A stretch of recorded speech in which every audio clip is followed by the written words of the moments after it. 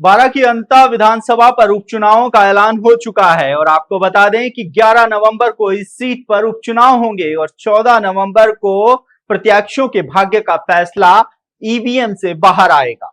इस बार राजस्थान में अंता उपचुनाव को लेकर काफी सरगर्मियां हैं। इस पूरे मामले पर हम चर्चा करेंगे कि अंता की जो विधानसभा सीट है वहां पर होने वाले उपचुनाव रोमांचक क्यों होंगे। उससे पहले हम अंता सीट की कुछ वो जानकारी है जो आप तक पहुंचाएंगे जो आपके लिए जानना जरूरी है। आपको बता दें कि अंता सीट से वर्तमान में विधायक कंवर लाल मीणा थे।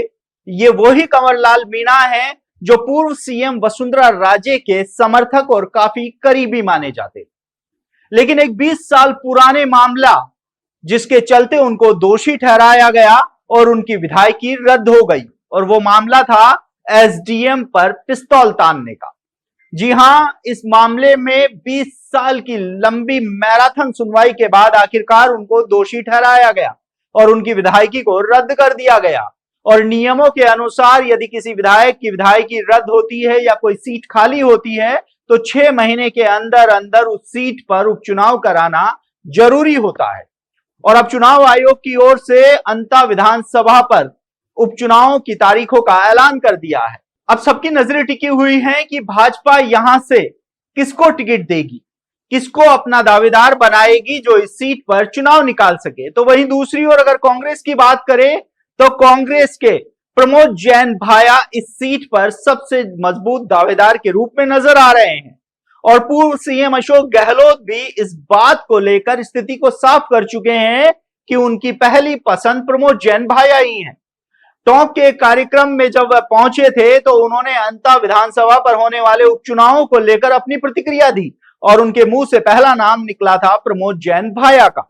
हालांकि उन्होंने यह भी कहा कि अभी मंथन किया जाएगा और जल्द ही नाम की घोषणा कर दी जाएगी। तो वहीं दूसरी ओर इस चुनाव को सबसे ज्यादा रोमांचक बनाने के लिए इस समय राजस्थान में सबसे चर्चित चेहरा यानी कि नरेश मीणा कुछ अलग ही अंदाज में नजर आ रहे हैं। देवली उनियारा सीट पर हुए उपचुनावों के दौरान सबसे ज्यादा चर्चाओं में आए नरेश मीणा ने, जिसने एसडीएम को थप्पड़ मारकर एक बड़ा बवाल खड़ा कर दिया था और लगभग 9 महीने तक वह जेल में बंद रहे थे। जेल से बाहर आने के साथ ही उन्होंने अंता से उपचुनाव लड़ने का ऐलान कर दिया था और अभी भी वह अपनी बात पर पुख्ता नजर आ रहे हैं।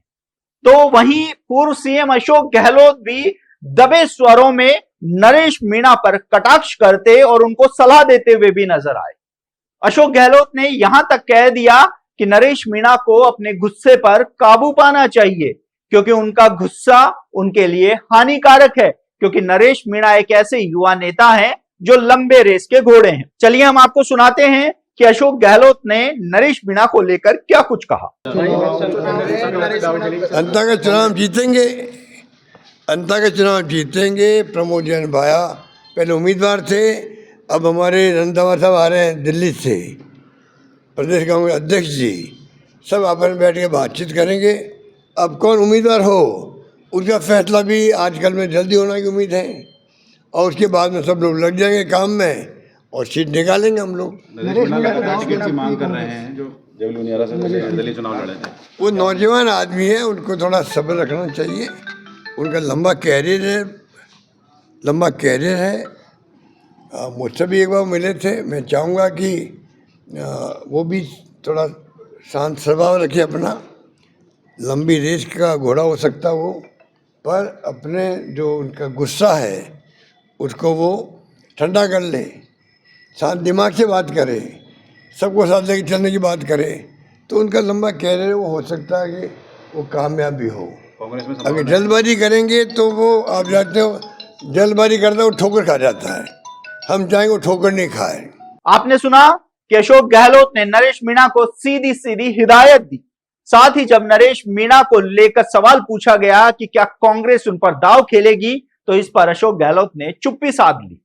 लेकिन अब राजस्थान की राजनीति में सबसे ज्यादा जो चर्चाओं में है वह अंता विधानसभा की जो उपचुनाव होने वाले हैं वो सीट है। ऐसे में आप देखना होगा कि जहां कंवर लाल मीणा जो वसुंधरा राजे के बेहद करीबी माने जाते थे और उनके समर्थक भी थे, क्या एक बार फिर से वसुंधरा राजे के किसी करीबी को ही अंता की सीट पर जो टिकट है वह मिलेगा?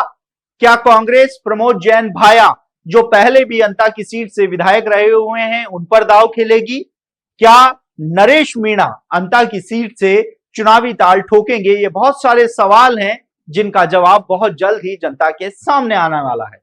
लेकिन अब देखना होगा कि अंता विधानसभा पर होने वाले चुनावों में राजनीति का करवट किस ओर बैठता है, यह वक्त ही बताएगा।